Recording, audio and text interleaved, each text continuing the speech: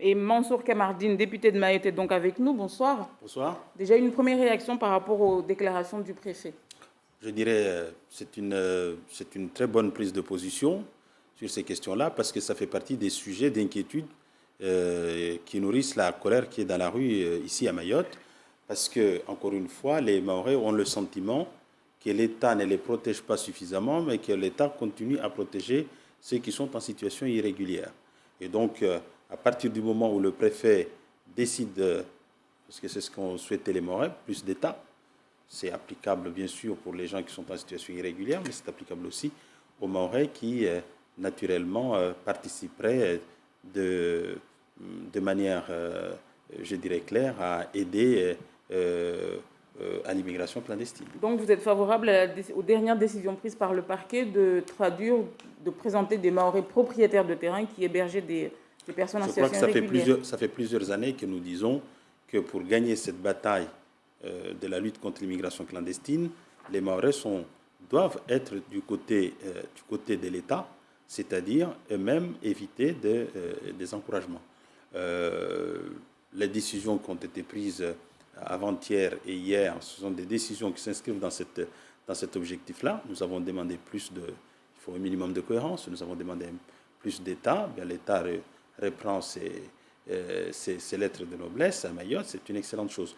Là où on peut être critique par rapport à ce qui s'est passé aussi bien à Pamanzi qu'à Bandélé, c'est le fait de dire clairement que cela se fait parce que ces gens-là ont été vus sur les barrages.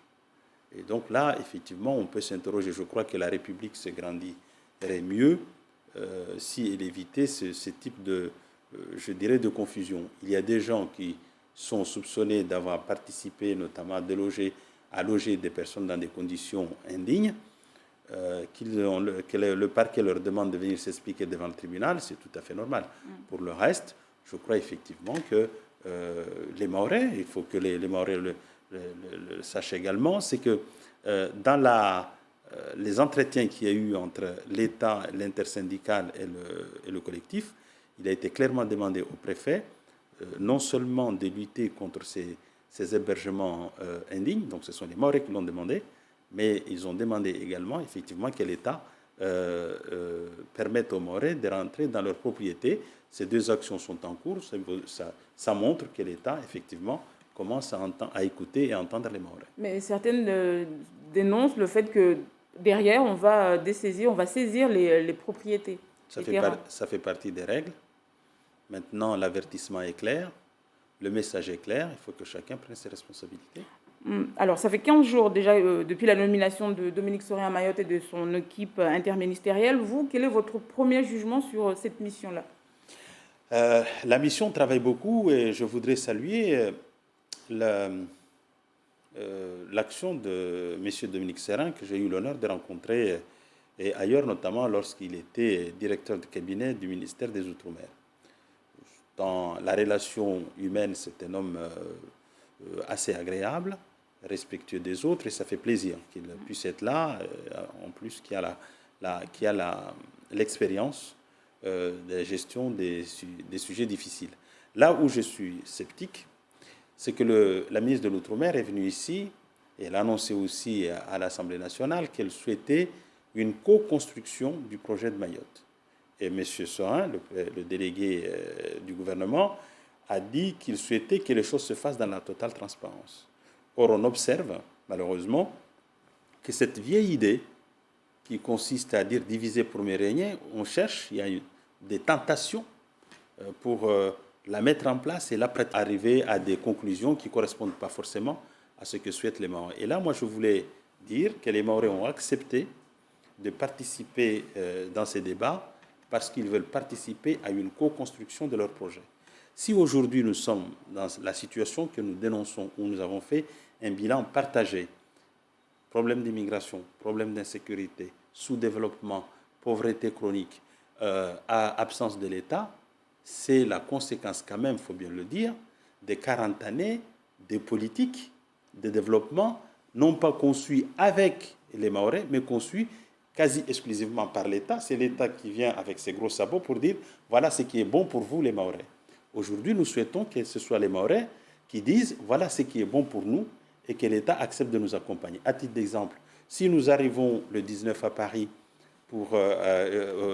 avec le Premier ministre pour nous entendre dire que la piste longue n'est pas une priorité pour Mayotte et qu'on ne peut pas la faire, je crois que les Mahorais ne comprendront pas.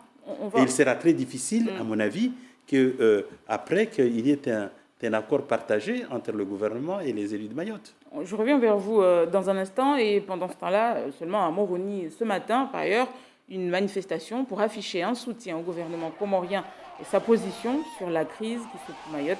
Les manifestants ont scandé des slogans hostiles à la France. Ils ont parcouru plusieurs rues de la capitale pour réclamer le départ de la France de Mayotte, comme vous le voyez sur ces images. Et ce rassemblement intervient au lendemain de la réunion franco-comorienne qui s'est tenue hier à Moroni même, en présence de Jean-Baptiste Lemoyne, secrétaire d'État auprès du ministre français des Affaires étrangères, au sujet des blocages des reconduites à la frontière. Paris et Moroni ont décidé de ne pas trancher jusqu'à jeudi prochain, 19 avril, date à laquelle Jean-Yves Le Drian, le chef de la diplomatie française, recevra à Paris son homologue comorien Souef Mohamed Elamine. Mansour Kamardine, déjà, est-ce que vous serez à cette réunion? Laquelle?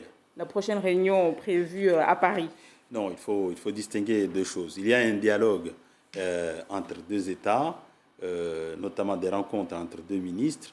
Je ne pense pas que les élus de Mayotte soient à ce stade associés à cette réunion. En tout cas, au moment où je vous parle, je n'ai pas reçu une invitation dans ce sens. Par contre, je rappelle qu'à l'occasion de la feuille de route et de sa suspension, il était admis par tout le monde que désormais, lorsqu'il y aura des réunions, des négociations entre les deux États pour parler de Mayotte, pour tenir compte de la singularité de Mayotte, qui est le seul territoire de la République qui fait l'objet d'une revendication internationale, eh bien, les élus mahorais seront pleinement associés.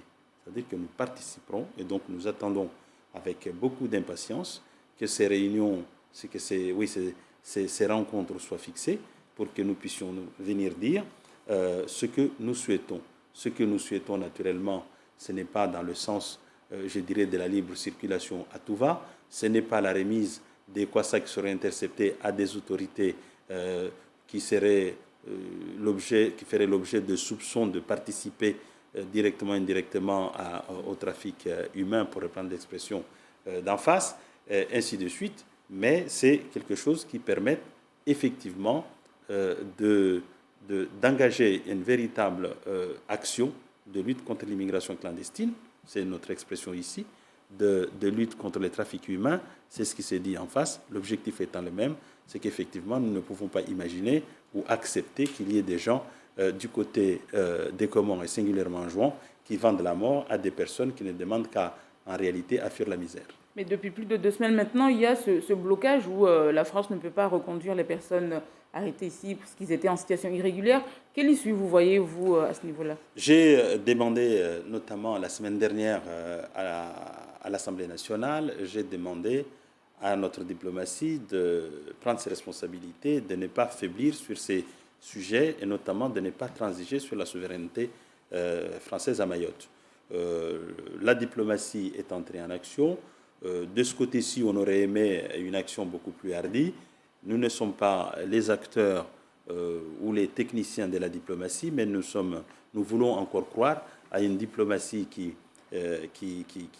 préserve les intérêts supérieurs de Mayotte. Et donc, nous verrons dans les jours qui viennent qu'est-ce qu'il en débouchera. Je me réjouis simplement que les deux parties se parlent et je ne désespère pas qu'à l'occasion de ces échanges, qu'effectivement, la cause mahoraise, donc française, sera suffisamment protégée. Merci beaucoup, Mansour Kamardine.